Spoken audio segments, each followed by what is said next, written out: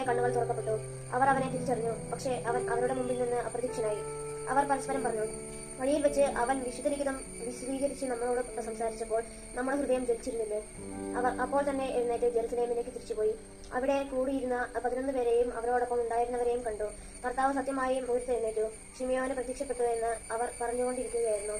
വഴിയിൽ വെച്ച് സംഭവിച്ചതും അപ്പം മുറിക്കുമ്പോൾ തങ്ങൾ അവനെ തിരിച്ചറിഞ്ഞതും അവരും വിവരിച്ചു. അവർ ഇത് പറഞ്ഞുകൊണ്ടിരിക്കുമ്പോൾ യേശു അവരുടെ മധ്യേ പ്രത്യക്ഷനായി അവരോട് അരുൾ ചെയ്തു, നിങ്ങൾക്ക് സമാധാനം. അവർ ഭയന്നു വിറച്ച് ഭൂതത്തെയാണ് കാണുന്നതെന്ന് അവർ വിചാരിച്ചു. അവൻ അവരോട് ചോദിച്ചു, നിങ്ങൾ അസ്വസ്ഥരാകുന്നതെന്തിന്? നിങ്ങളുടെ മനസ്സിൽ ചോദ്യങ്ങൾ വരുന്നതും എന്തിന്? എന്റെ കൈകളും കാലുകളും കണ്ട് ഇത് ഞാൻ തന്നെയാണെന്ന് മനസ്സിലാക്കുവേൻ. എന്നെ സ്പർശിച്ചു നോക്കുവേൻ. എനിക്കുള്ളതുപോലെ മാംസവും അസ്ഥികളും ഭൂതത്തിനില്ലല്ലോ. എന്നിട്ടും അവർ സന്തോഷാധിക്യത്താൽ അവിശ്വസിക്കുകയും അത്ഭുതപ്പെടുകയും ചെയ്തപ്പോൾ അവൻ അവരോട് ചോദിച്ചു, ഇവിടെ ഭക്ഷിക്കാൻ എന്തെങ്കിലും ഉണ്ടോ? ഒരു കഷ്ണം വറുത്ത മീൻ അവർ അവന് കൊടുത്തു. അവൻ അതെടുത്ത് അവരുടെ മുമ്പിൽ വെച്ച് ഭക്ഷിച്ചു.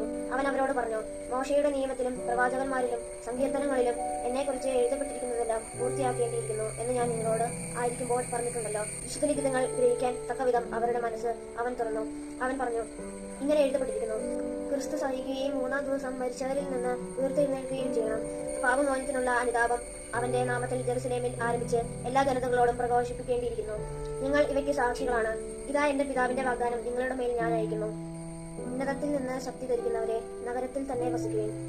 അവൻ അവരെ ബദാനിയ വരെ കൂട്ടിക്കൊണ്ടുപോയി കൈകൾ ഉയർത്തി അവരെ അനുഗ്രഹിച്ചുകൊണ്ടിരിക്കെ അവൻ അവരിൽ നിന്ന് മറയുകയും സ്വർഗത്തിലേക്ക് വഹിക്കപ്പെടുകയും ചെയ്തു. അവർ അവനെ ആരാധിച്ചു. അത്യന്തം ആനന്ദത്തോടെ ജെറുസലേമിലേക്ക് മടങ്ങി. അവർ ദൈവത്തെ സ്തുതിച്ചുകൊണ്ട് സദാസമയവും ദേവാലയത്തിൽ കഴിഞ്ഞുകൂടി. വിശുദ്ധ ലൂക്ക 24-ാം അധ്യായത്തിലെ ചോദ്യോത്തരങ്ങൾ. 1-ാം ചോദ്യം, ആരാണ് ആഴ്ചയുടെ ആദ്യ ദിവസം അതിരാവിലെ യേശുവിന്റെ കല്ലറയുടെ അടുത്തേക്ക് പോയത്?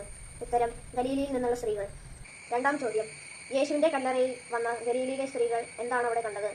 ഉത്തരം, കല്ലറയിൽ നിന്ന് കല്ല് ഉരുട്ടി മാറ്റിയിരിക്കുന്നതായി കണ്ടു. 3-ാം ചോദ്യം, ഗലീലിയ സ്ത്രീകൾക്ക് പ്രത്യക്ഷപ്പെട്ട തിളങ്ങുന്ന വസ്ത്രങ്ങൾ ധരിച്ച 2 പേർ അവരോട് ചോദിച്ച ചോദ്യം എന്താണ്? ഉത്തരം, ജീവിച്ചിരിക്കുന്നവനെ നിങ്ങൾ മരിച്ചവരുടെ ഇടയിൽ നിന്ന് അന്വേഷിക്കുന്നതെന്തിന്? 4-ാം ചോദ്യം, യേശുവിന്റെ കല്ലറയിലേക്ക് ഓടി ചെന്ന പത്രോസ് എന്താണ് കണ്ടത്?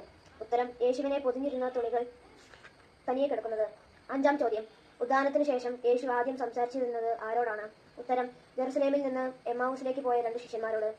6-ാം ചോദ്യം, അവൻ ദൈവത്തിന്റെയും മനുഷ്യരുടെയും മുമ്പിൽ വാക്കിലും പ്രവൃത്തിയിലും ശക്തനായ പ്രവാചകനായിരുന്നു. ഇങ്ങനെ യേശുവിനെ കുറിച്ച് പറഞ്ഞതാര്? ഉത്തരം, ക്ലയോപ്പാസ്. 7-ാം ചോദ്യം, എമ്മാവൂസിലേക്ക് പോയ ശിഷ്യന്മാരുടെ കണ്ണ് തുറക്കപ്പെട്ടത് എപ്പോഴാണ്? ഉത്തരം, ഉദ്ധിതനായ യേശു അപ്പമെടുത്ത് ആശീർവദിച്ച് മുറിച്ച് അവർക്ക് കൊടുത്തപ്പോൾ.